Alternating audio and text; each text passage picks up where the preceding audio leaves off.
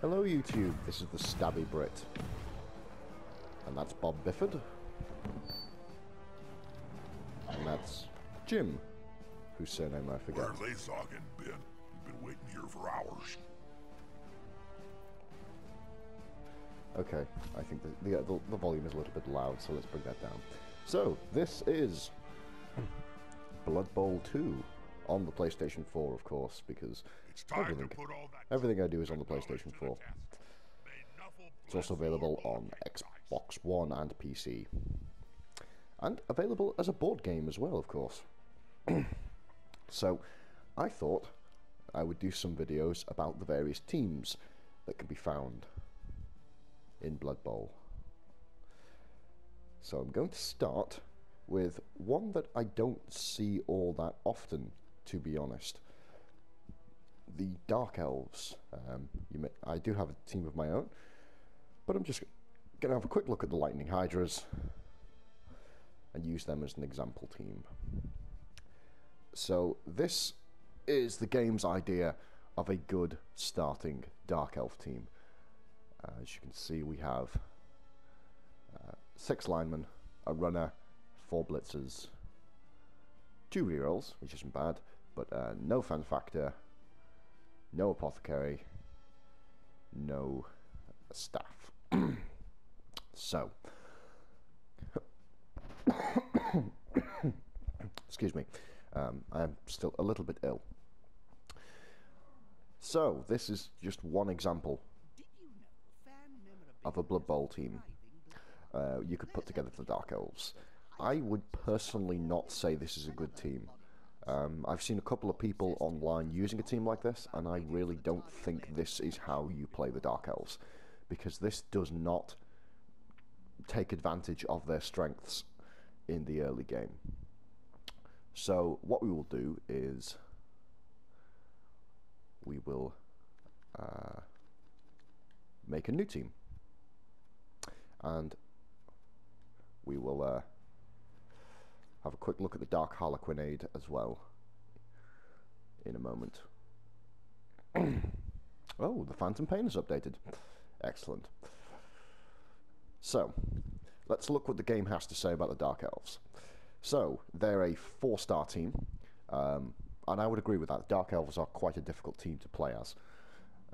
They're not easy to use in the early game. But it says their strengths are they have many exotic and interesting positions. That's true. They really don't have much in the way of conventional positions, which makes the Dark Elves very different to play against, to play with and against, compared to, say, the High Elves. Now it says they're a great defensive race because of their mobility and skills, but that is not the case at all. They are not a defensive race. The Dark Elves are an offensive race. They can take a hit reasonably well, for the most part, but you've got to be aggressive, you've got to control the ball. Any player can save the game, I suppose. Yeah.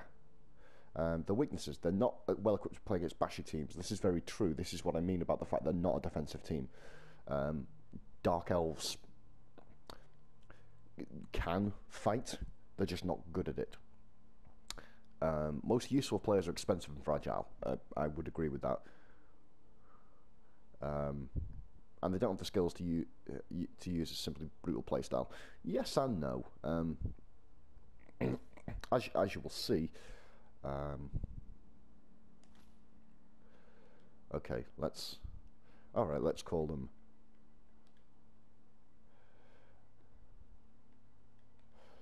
Let's call them the Stabby Brits Elves.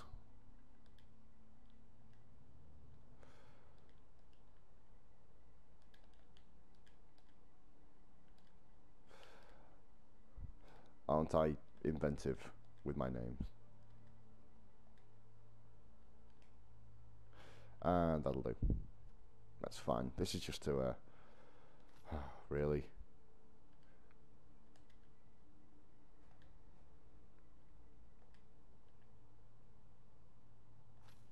There we go. Stadiums, by the way, don't make any difference. So we'll give it a stadium name of home. Oh, we'll call it Hay. That'll do. Right, so it will automatically create a team for you. Let's just see what happens if we do that.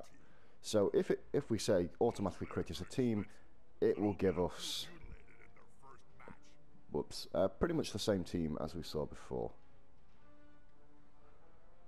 But I can sell all this stuff off.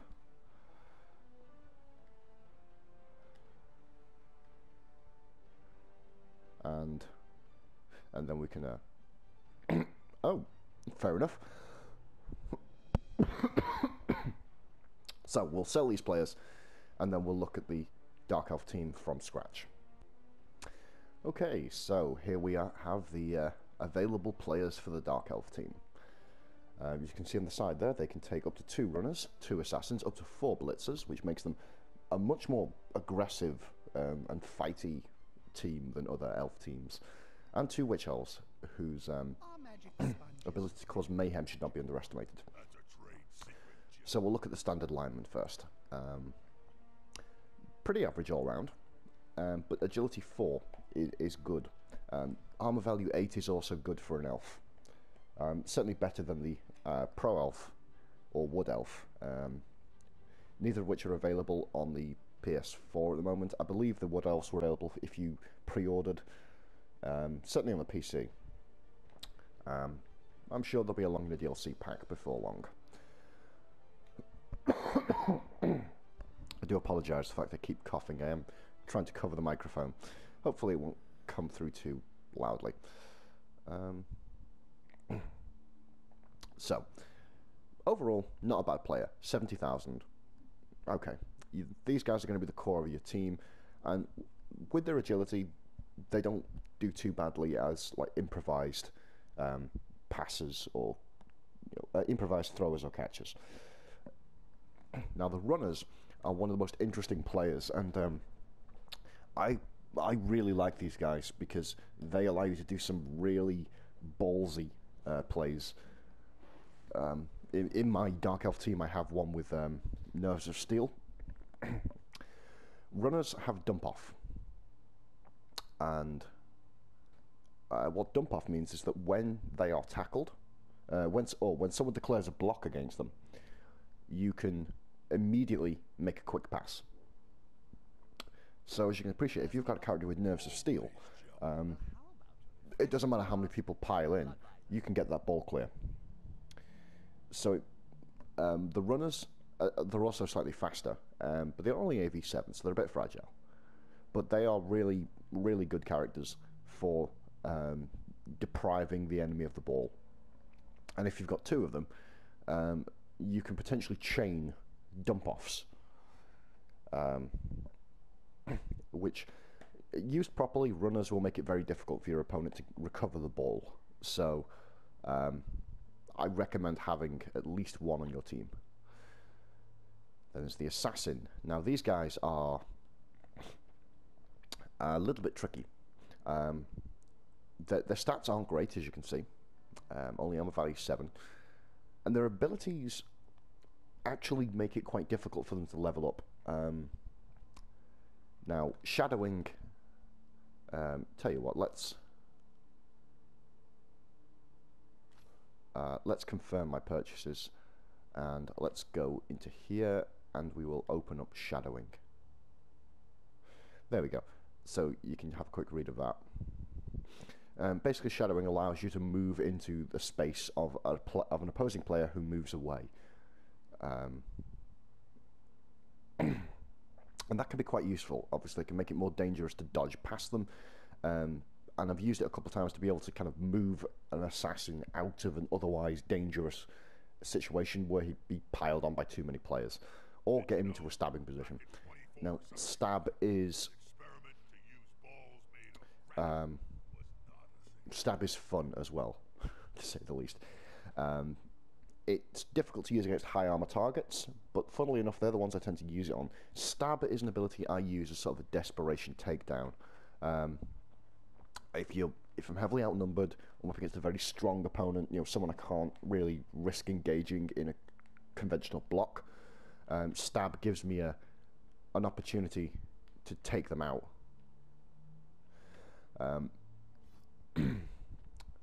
So again, assassins are quite situational. Unfortunately, you don't gain star player points if you inflict serious injuries through stabbing, which is a shame because I've taken out Black Orcs and Trolls and all kinds of tough opponents using stab. So assassins are very specialist, but arguably their specialization actually hurts them in terms of progression. Blitzers, we'll have a quick look at the Blitzer. As you can see, it's what you'd expect. They're slightly faster and they've got block. So it's easy to understand why people go for the blockers, or go for the Blitzers. I mean, block is probably one of the best skills you can possibly have in this game. They're a safe bet.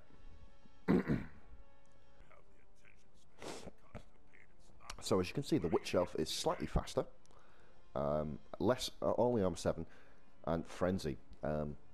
Anyone experienced with Frenzy will understand that this is a bit of a double-edged sword.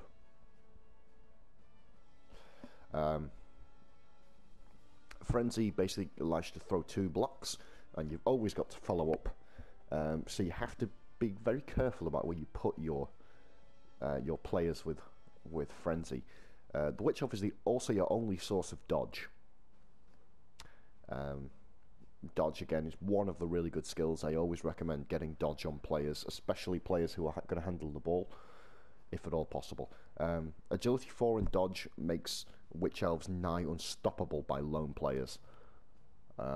There's virtually nothing a lone player can do in terms of just tackle zones that will stop a Witch Elf. And jump up.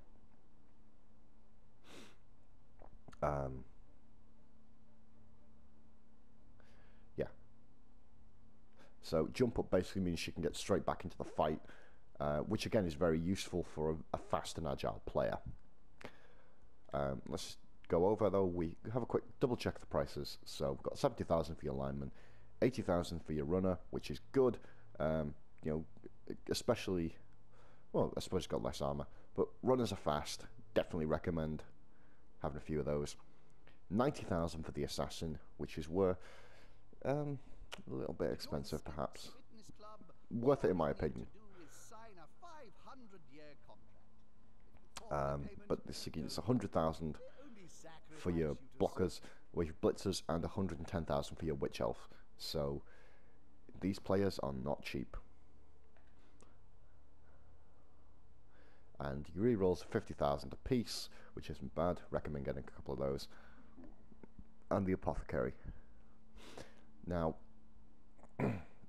let's say I've seen people mainly just bringing nothing but linemen and blitzers, which I would disagree with personally. So I'm going to get rid of this team. So let's have a look at the Dark Harlequinade. And they've had a couple of matches under their belt, as you can see, but basically I went with 2 blitzers, 2 assassins, 2 runners, and 5 linemen. So that's the default 11. The Witch Elf added later.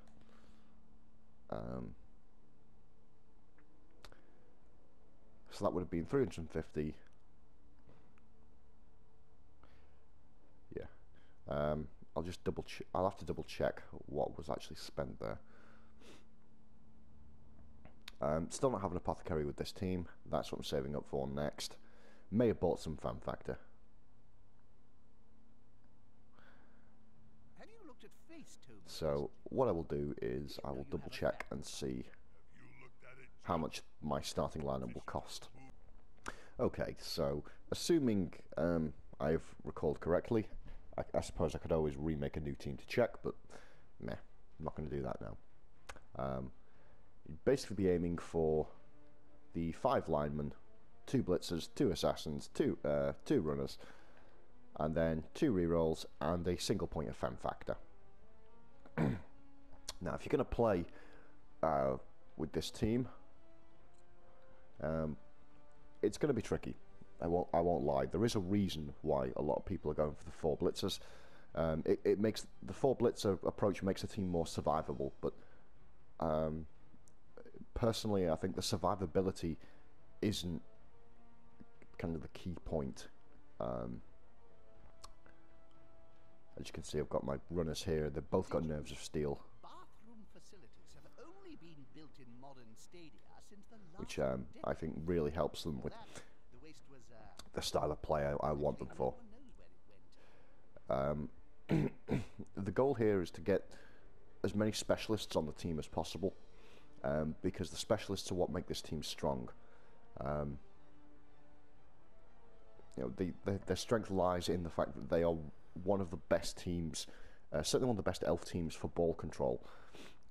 Assassins, it's a bit of luck whether they work. As you can see, I got lucky on this guy. He's strength 4, which means he's pretty good in a standard block, and anything he can't just simply punch out the way, he can stab.